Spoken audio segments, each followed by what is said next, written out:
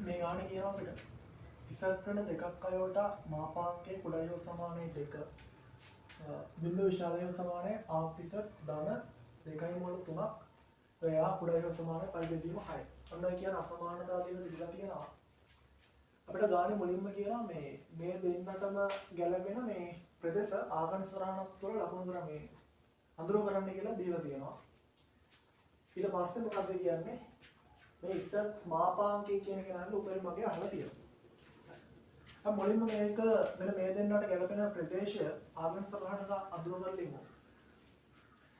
ඒතර මොකද්ද මේ දෙන්නට ගැලපෙන ප්‍රදේශය කියන්නේ? කියන්නේ ඉසත් කියන සංකීර්ණ සංඛ්‍යාව ඉන්න තැන තමයි අඳුර කරන්නේ කියන්නේ. ඉසත් කියන සංකීර්ණ සංඛ්‍යාව ආගම් සරහනේ ඉන්න ප්‍රදේශ තමයි අඳුර කරන්නේ කියන්නේ. ඒතර දැන් මේ වගේ මාපාංක අවස්ථාවක් තියෙනවා අපි දන්නවා මේ වගේ කියන්නේ වෘත්තපතයක් නේ. ඒ ඉසත් කියන සංකීර්ණ සංඛ්‍යාව පතේ වෘත්තයක් එන්නේ. මෙහෙම තිබ්බොත් ඒක සරල රේඛීය පතයක් එන්නේ නේ. ඒතර මේ විස්තරය කියන ආක් වල නේද කැපිටල් ආක් වලින් මෙහෙම තිබ්බොත් එහෙම මෙල සමානයි කියනවා. හරි. ආක් ඉසත් කියන්නේ සංකීර්ණ සංඛ්‍යා විස්තරයනේ. ඒතර යා වෙන්න පුළුවන් ඍණ පයි විශාලයව සමානයි තියලා කුඩායව සමානයි පයි. මේ පරාසය තුල තමයි කැපිටල් A වලින් මේවා තිබ්බොත් තියෙන්නේ. සිම්පල් A වලින් තිබ්බොත් මොකද වෙන්නේ? සිම්පල් A වලින් තිබ්බොත් එතන මේ පරාසය අපිට ගන්න පුළුවන්. හරි. ඒතර සංකීර්ණ සංඛ්‍යාව විස්තරය කැපිටල් A වලින් තිබ්බොත් මේ විදිහට සිම්පල් A වලින් තිබ්බොත් මේ විදිහට අවස්ථා දෙකකදී ඔය ගන්න පුළුවන්. දැන් මුලින්ම අපි ආගම් සටහනේ මෙන්න මේ දෙන්නට අදාළ ප්‍රදේශ ටික අපි ලකුණු කරගමු අඳුර කරගමු.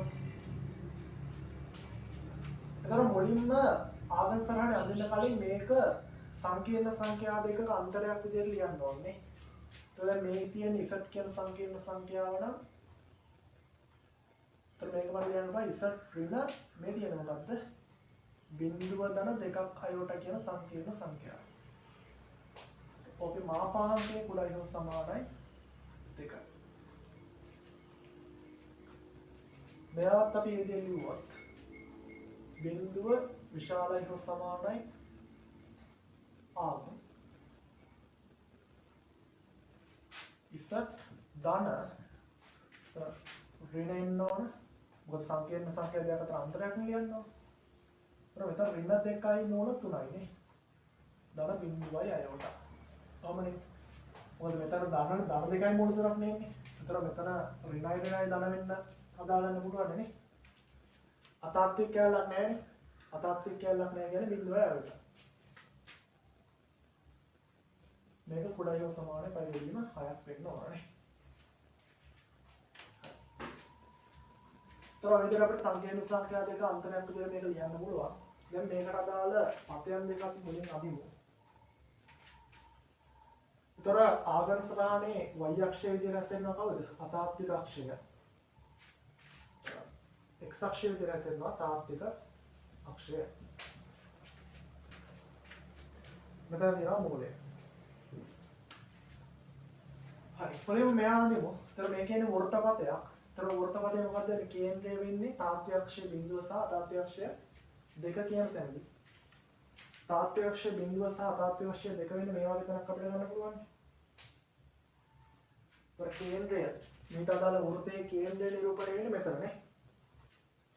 ඒතර අරය මොකක්ද? අරය 2යි නේ. ඒතර කේන්ද්‍රය මේක වෙලා අරය 2ක් වෙන වෘත්තයක් හම්බෙද්දි මොකද වෙන්නේ? ඒක අනිවාර්යයෙන් මේ බිඳුව ස්පර්ශ කරන්න ඕනේ නේද? කේන්ද්‍රය මෙතන අරය 2යි නේ. අතර අපිට වෘත්තය අඳින්න පුළුවන්. මේ විදිහට.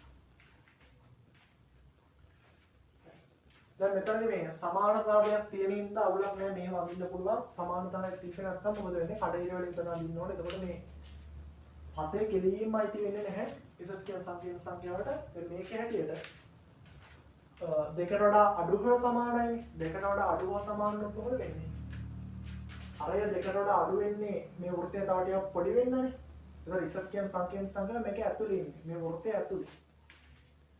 සමානතාවය තියෙන හින්දා මේකේ පරිධිය මත ඉන්නත් පුළුවන් ඉසත් කියන සංකීර්ණ සංඛ්‍යාව.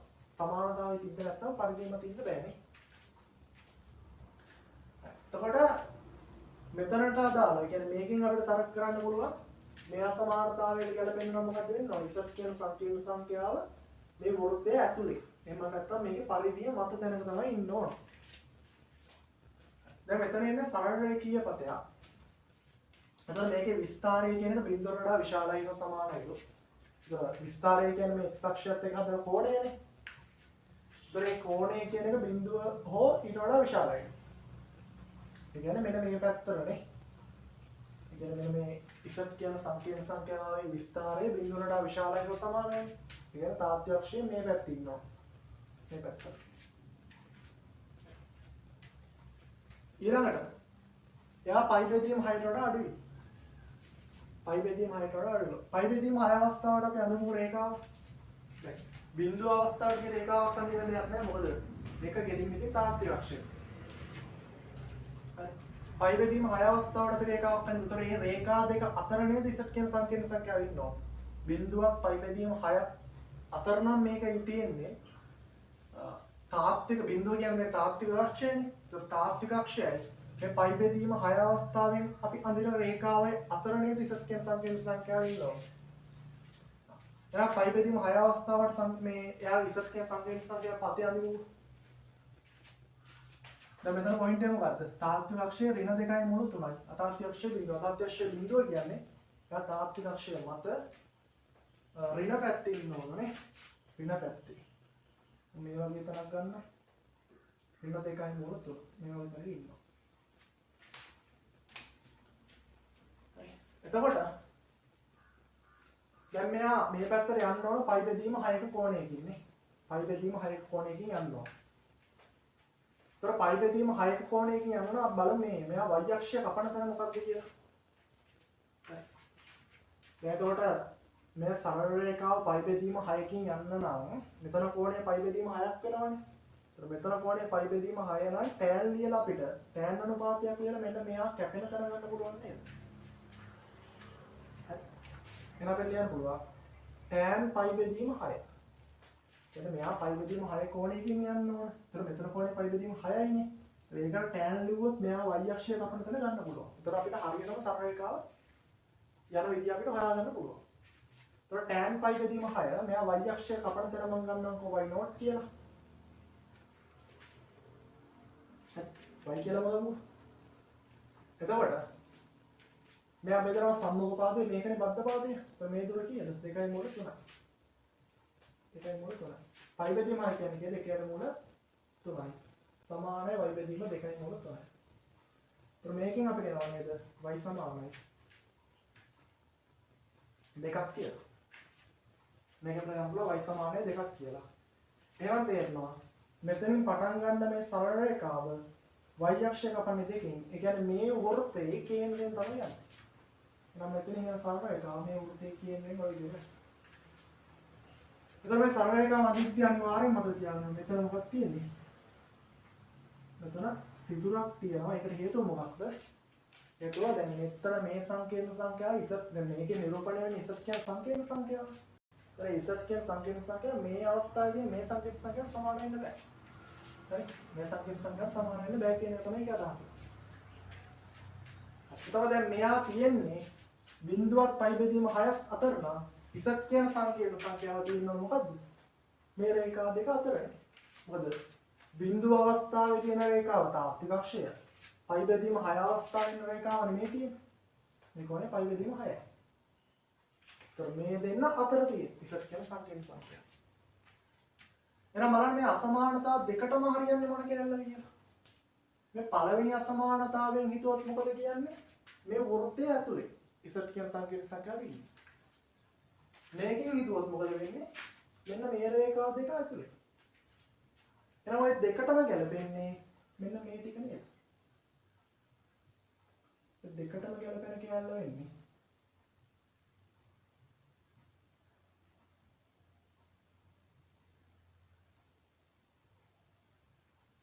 ඒ දෙකටම ගැලපෙන කියලා විදිහට මේ ටික ගන්න පුළුවන් නේද? හරි. ඒතර ඕක තමයි අපි මේ ආගම සරහනේ ලබු කරන්න ඕන. ඊට පස්සේ අහන්න මොකද්ද? ඉසත් මැක්සිමම් ඒ කියන්නේ මේ ඉසත් මාපාංකයේ වැඩිකම අගය අහන්න. හරි. ඉසත් මාපාංකයේ වැඩිකම අගය. කොහොමද ඒක ගන්න?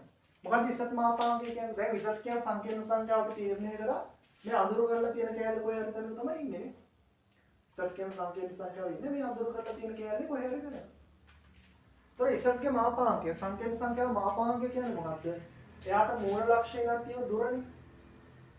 මූල ලක්ෂණයක් තියෙන දුර. ඉතින් බලන්න ඉස්සත් කියන සංකීර්ණ සංඛ්‍යාව මම උදාහරණයක් මේ වගේ ගණන් කරනවා මේ වගේ ගණන් ගත්තොත් එයාට තියෙන දුර මේක. මෙච්චරයි. මේ වගේ ගණන් ගත්තොත් මෙච්චරයි. මේ වගේ ගණන් ගත්තොත් මෙච්චරයි. කොහොම කල්පනා කරලා බලන්න.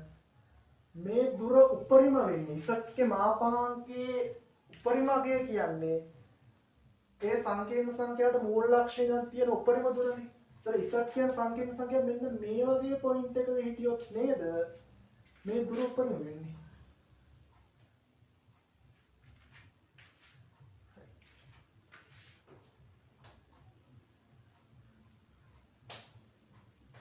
ඉස්සත් කියන සංකීර්ණ සංඛ්‍යාව මෙන්න මේ වගේ පොයින්ට් එකක හිටියොත් නේද මේ දුර උපරිම වෙන්නේ. එහෙනම් ඉස්සත් මැක්සිමම් කියන්නේ මෙන්න මේ රේඛාව විතර නේද? මේක මම A කියලා ගත්තොත් ඉස්සත් මැක්සිමම් කියන්නේ මොකද්ද? OA. දැන් කොහොමද අපි OA හොයන්නේ? මේ උස 2යි. දැන් මේ වෘත්තයේ අරය කීයද? අරය 2යිනේ. ඒ කියන්නේ මෙන්න මේ දිග දෙකක් වෙන්න ඕනේ. මේ දිග 2යි. හරි. එතකොට කොහොමද අපි මේක ගන්නේ? මෙතන පයි බෙදීම 6යි නම් මේ කෝණය කීයද? මේ කෝණය පයි බෙදීම 3යි. හරිද? එතකොට අපිට මෙතනින් කෝණයක් මේ ගන්න පුළුවන් නේද? මෙතන පයි බෙදීම 3ක් කියලා ගන්න පුළුවන් නේ. ප්‍රතිමුඛ කෝණය. මෙහා පයි බෙදීම 3යි නම් මෙහා පයි බෙදීම 3යි. එහෙම වුණොත් මම මෙතනින් අඳින්නම්කො මේ. මෙතනින් මම තිරස් රේඛාවක් කරගත්තොත් මෙතන හැදෙනව නේද මේ ඍජු කෝණික ත්‍රිකෝණයක්. ඍජු කෝණික ත්‍රිකෝණයක් හැදෙනවා. તો මේකට පයිතගොරස් ගාව මට OA ගන්න පුළුවන්. යාවිදි තමයි අතර පොඩ්ඩක් ආයි. එතකොට දැන් මේකනේ මේ ඍජු කෝණික ත්‍රිකෝණයේ කර්ණය. කර්ණය මේක නම් කර්ණේ කොස් වගේ එනවා නේද? මෙන්න මේ දිග. මෙන්න මේ පොඩි කෑල්ල එනවා නේද? දෙකක් කොස් පයි බෙදීම 3ක් කියලා. මේ කෑල්ල එනවා නේද? දෙකක් sin පයි බෙදීම 3ක් කියලා. එතකොට මේ කර්ණයේ දිග 2යිනේ. මොකද වෘත්තයේ අරය 2යිනේ. එතකොට මෙතන සුළු කරොත් 2යි cos පයි බෙදීම 3 කියන්නේ කීයද? භාගයයි. කියන්නේ මේ කෑල්ල 1යි. මෙතන 2යි sin පයි බෙදීම 3 කියන්නේ මූල 3 බෙදීම 2යි. කියන්නේ මෙතන ආවේ මූල 3යි. දැන් මේකේ කෝණයේ පයිතගොරස් දැම්මහම අපිට මේ OA කියන දුර ගන්න පුළුවන්. පයිතගොරස් දැම්මම මොකද මේ දෙක කීයද? මෙතන ඉඳන් මෙතනට දිග 2යි, මේ කෑල්ලේ දිග 1යි. එහෙනම් ඔක්කොම කිය 3යි නේ. 3 වර්ගය. දාන මේකේ වර්ගය දාන මෙයාගේ වර්ගයේ වර්ගමූලයනේ. එතකොට මේ කෑල්ල කීයද? මූල 3යිනේ. කේ වර්ගය බෙදීම වර්ග මූලය. මෙතන එනවා 9ක් 3යි. එතන 9 3යි කීයද කියන්නේ? 12යිනේ. 12 කියන්නේ මොකද්ද? 4 වැඩි කිරීම 3 නේ. ඒ කියන්නේ 2යි මූල 3යි. එහෙනම් ඉස්සත්ගේ මාපාංකයේ උපරිමකය වෙන්නේ 2යි මූල 3යි. ඒතර මේ විදිහට අපිට ඒ ගාන හදා ගන්න පුළුවන්. එතන මෙතනදී අපි හරියට මේ දිග හොයාගන්න විදිය හරියට දකින්න ඕන.